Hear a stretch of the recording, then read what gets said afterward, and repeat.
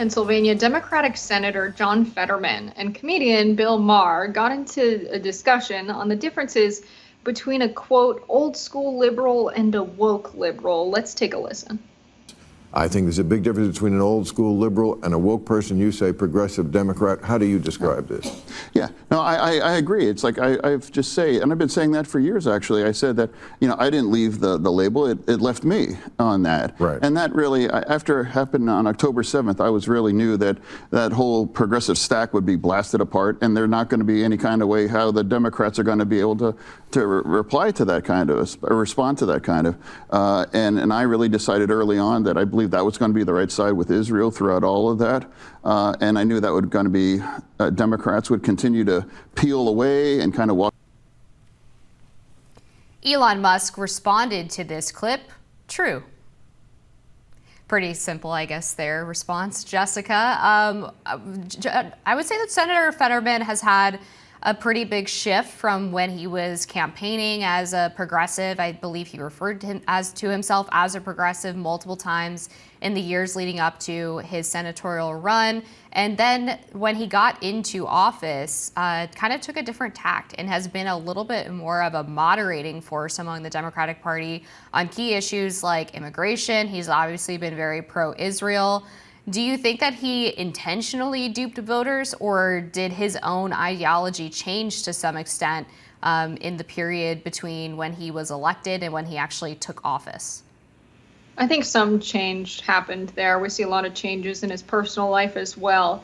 I think you don't see major changes in someone's personal life coinciding with changes in his political opinion unless, they really change. It's not that he stayed the same, because he supported Bernie Sanders. He ran, on kind of the coattails of the progressive movement after, Bernie's second run.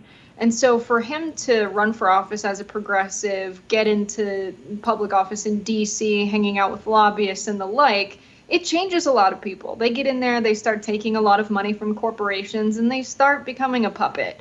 And that's really how I see John Fetterman. I don't see someone's morals changing the moment they get to D.C. D.C. is not a place of moral education. It's a place where politicians go and have their pockets lined by lobbyists in America. And so I wish he had a backbone and governed with the same morals he ran on.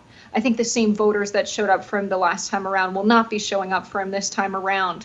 And Bill Maher makes an interesting point about what wokeness really is, that originally it was an idea of you have to be critical of the people in power because they've done very many things throughout history to oppress us, especially in the Black community. And it's turned into this kind of word policing thing of you have to use, the right pronouns for everyone, and you have to support certain communities, and you have to, have people who look like the people who are marginalized in positions of power. And instead, they forgot why that's important. And it's because, people who are from communities of color, working class communities, they understand what needs to change in our society to make it better. I mean, the working class has been oppressed for so many years. And to say that wokeness is just about how you look and what you say is ridiculous. It's about changing the economic system so that we have a fair one. And it's an intentional migration of the word, as Bill Maher puts it. Because we saw the same thing happen following the movement in the 70s with counterculture, this idea of political correctness, that yes, we're objecting to the state's support in Vietnam, sending the military there to impose our idea of what economic system they should have there, because they were deathly afraid that there would be alternatives displayed to capitalism around the world. They had to quash those movements wherever they saw them rising up during the Cold War era. And so all of these college kids protesting, they were like, well, we could go to McDonald's after this rally, but it wouldn't be very PC of us, not very politically correct of us, to support a massive corporation because our movement is against that kind of economic system. It was not about political correctness in terms of calling people by the right name, in terms of speaking in a certain way. It was about action. And so when the words get disconnected from the action, it's almost always intentional. The same thing happened with woke, and the same thing happened with John Fetterman.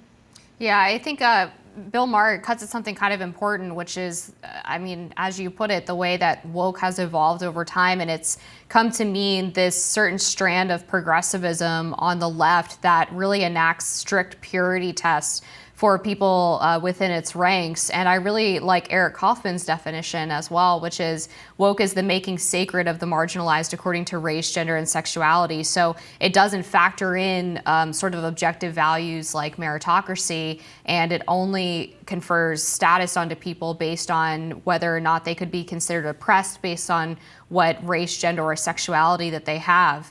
On the question of John Fetterman in re-election, it's interesting in terms of what his new voter base might be, because I think you're right that there will certainly be progressives who choose not to vote for him next time around. I know the pro-Palestinian activist contingent is obviously very vocal about the fact that they will not support candidates who do not support a ceasefire. But he's also gaining some ground with people who are maybe center-right or even conservative. We've seen conservatives praising him quite a bit for the fact that he's acknowledged that the current situation at the southern border is untenable, that he thinks that it's a crisis. He's spoken out against the idea of squatters' rights and has taken a few other positions that seem like they're more moderate or more centrist. So maybe he expands his base in one way while losing maybe the progressives who were really excited to vote for him the first time around. Yeah, it's really sad to see people get into power and then, based on what's most convenient for them to get as much money from the big lobbyist groups and, still maintain their power after getting elected off of, the fervor of people like, this is someone different, this is someone who gets us. And then the same political class is like, oh, well, no, we like this guy, we're going to find a way to keep him. It's just really sad as someone who wants to see big change in the country and really sees the difference between someone who is a progressive or a leftist and someone who's a Democrat or a liberal. It's really about criticizing capitalism. People who are anti-capitalist are people who are on the true left, and we don't like being called liberals because liberals are taking the economic system for granted when it's the source of a lot of the problems we have to address with policy. And we shouldn't take the system for granted if it's causing all of the problems. A lot of people hear anti-capitalist and they think that's so extreme, it's so radical, you're a communist. But should we have an economic system in a democratic country where the people running it are the people with capital? That's explicitly what capitalism is whoever has capital makes decisions about what is produced because they front the costs for workers, for machinery, tools, and land. They get to determine what economic activity we have in our country, what is produced, how it's produced, who produces it, and what it costs. That's not a very democratic economy. You can have a market economy without it being run by a small group of very wealthy people directing all of our resources and labor power. This is why I gave a TED Talk right before, trying to get Bernie to win the Iowa caucuses on a new direction for the U.S. economy, because we've really got to question how far things have gone. And if, when we say, I like capitalism, do we really mean that? Because the definition's been hidden from us. It's not taught in schools. And so people like John Fetterman, who run on these criticisms and then get into office and turn into a protector of capitalism, it's really frustrating for people on the actual left. That's going to do it for us this week on Rising. Jess, as always, it was great being with you today. Another good Friday. Have a good weekend, y'all. Be sure to like, share, and subscribe so you never miss any content. And for those of you who like to listen while on the go, we are now available anywhere you listen to podcasts.